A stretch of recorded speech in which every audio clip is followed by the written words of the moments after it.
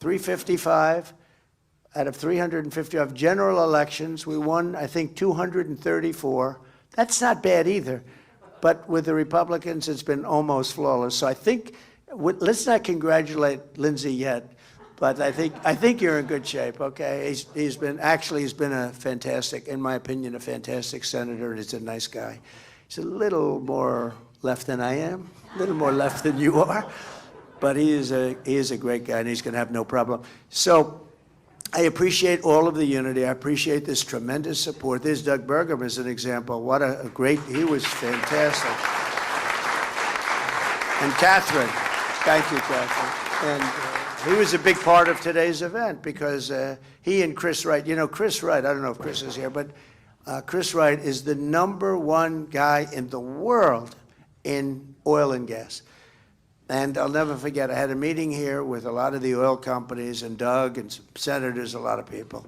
And I said, Doug, I really want you to be Department of Energy. And he looked, he said, look, there's a man in this room right now who's so much better than me. He's the most talented oil guy in the whole country. I said, who the hell is that? Because he's done, you know, he made a lot of money with the internet stuff and, you know, different things. Not oil. I thought he was an oil and gas guy.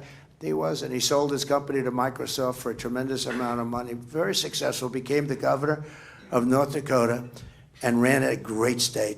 And he became an expert on energy because they have energy, on fracking in particular. But I said, I want you to be the, if I win this was even before I won, but I thought we were going to win early on. I said, I want you to be the head of energy. He said, look, there's a man in this room right now who's better than anybody in the world, Chris Wright. And he was sitting there, and I said, this man over here, yeah, that man, he's better than me, he's better than anybody for what we want, getting the oil out of the ground properly. And I said, well, let's talk. And so I talked to Chris, and I was impressed by him, but more importantly, he was impressed by him. And it was interesting, so he became the Secretary of the Interior. And it's interesting for a different reason, because Chris is energy, but there is no energy. There's some nuclear, but there's no energy. He's interior, he's got all the energy. So I said, why don't you merge together and work together? And they've essentially done that. Doug and Chris, they're working together because he's got more energy than any country anywhere in the world under his auspices, but he's not Department of Energy, so he can't drill.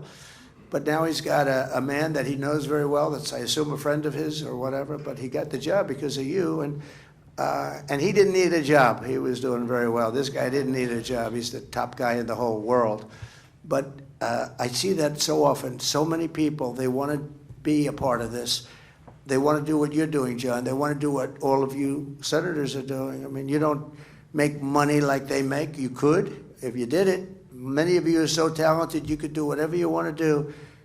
But they want to do what you're doing. It's very interesting. And you don't want to do what they're doing. You'd rather be a senator. It's crazy. In other words, you like power. And that's okay, too. But, and that's what you have. You have a tremendous amount of power. But so Chris and Doug have gotten together, and essentially they're like, unbelievable, and what you're going to be doing is unbelievable. And we have a lot of confidence in you. And if we bring the energy prices down, everything's going to follow. That's what got it up. We had a great energy policy. We did great. We had gasoline at $1.84. We actually had it much lower than that for a little period of time, but we had it at $1.84. And then they took my policy and they really messed it up. And then they went back to my policy. You know, they always said, well, we were drilling just as much. What they don't say is, if I were there, we would have been double or triple that number. But they basically took my policy because it was going through the roof. They said, we're really in trouble. So they went back to my policy as much as they could, but not all the way back. And the energy is what caused us the problem. They went up at the beginning, if you remember. Then they went back to try and bring it down. They had to harness that horse. But they went back, and it went up, and it went up really dramatically. And that caused everything else to go up. And energy goes up, and energy, when it comes down, we're going to bring a lot of things. So we're counting on you guys to supply and demand to bring that cost of energy down. You bring that down, and everything else is going to follow.